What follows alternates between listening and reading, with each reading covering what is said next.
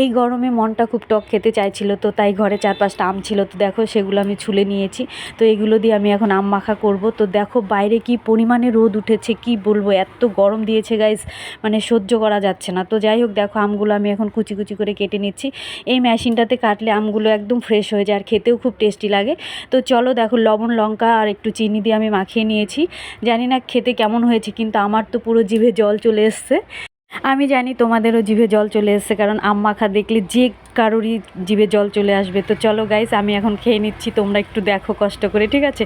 তো ভালোই টেস্ট হয়েছে, লবণ লঙ্কা একদম ঠিকঠাক আছে, কারণ মেয়ে খাবে তাই জন্য ঝালটা একটু কম দিয়েছি। তো মেয়ের এক বান্ধবী আসছে, মানে পাশের বাড়ির, ও খেলতে আসছে আমার মেয়ের সাথে, তো ওকেও একটু দিলাম। এবছর একদিনও আম মাখা খাইনি, তো আজকেই প্রথম। তো হঠাৎ করে মনে পড়লো যে চলো, এত গরম কি করব, তাই ভাবলাম যে ঠিক আছে, ঘরে 4-5টা আম আছে, তো চলো এটাই মাখিয়ে খেয়ে নিই। তো সত্যি কথা বলতে সেই টেস্ট হয়েছিল, সেই লেভেলের টেস্ট হয়েছিল।